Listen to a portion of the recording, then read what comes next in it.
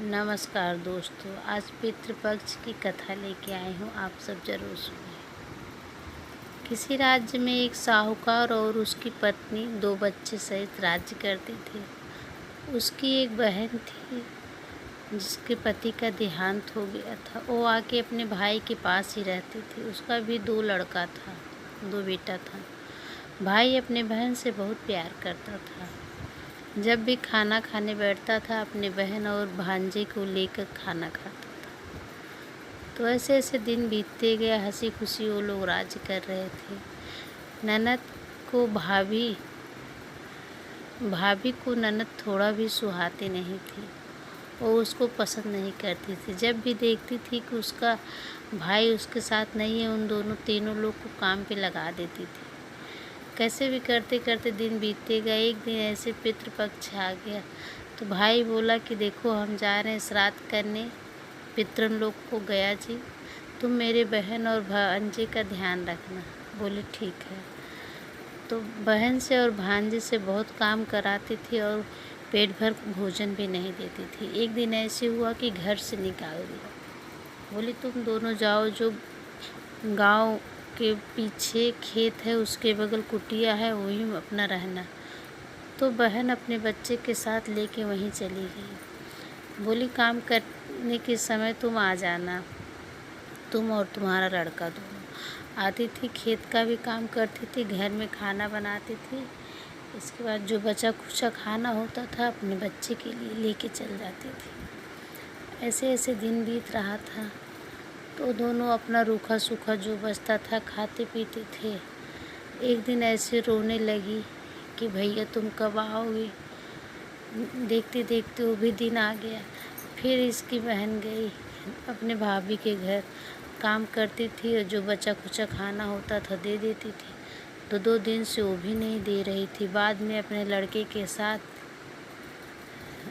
चूना चूनी का जो बचा खुचा खाना था उसको भेज देती थी। चावल का चूनी, आटे का चूनी, यही सब भेज देती थी। तो खाती नहीं थी बेचारी। जय करके जय हो पितृ महाराज की जय हो गंगा मैया करके अपनी कुटिया के ऊपर रख देती थी।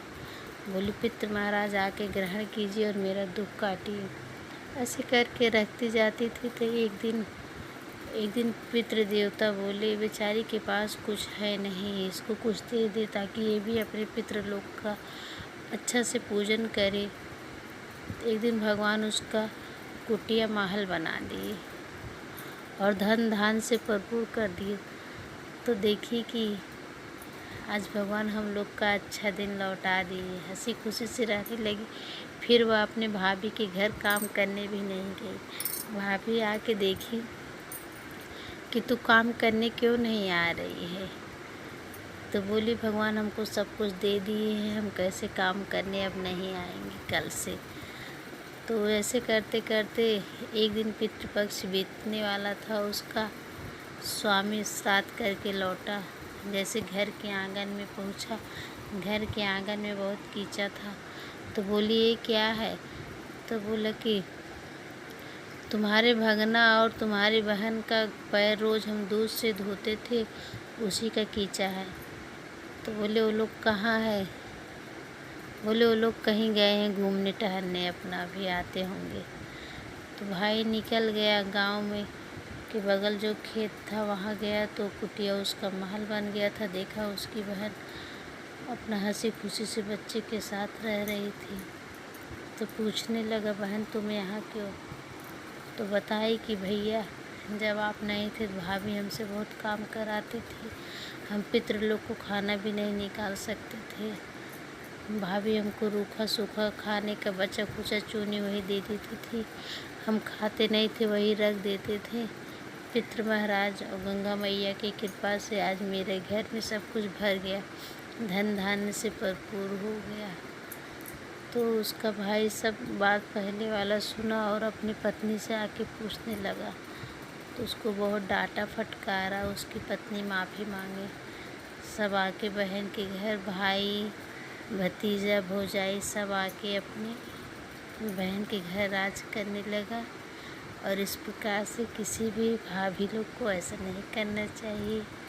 अपने ननद के साथ सब लोग हंसी खुशी से रहना चाहिए। और पितृ देवता सब कुछ देखते हैं, सुनते हैं, और देवी देवता लोग भी सब देखते हैं, सुनते हैं। भगवान सबका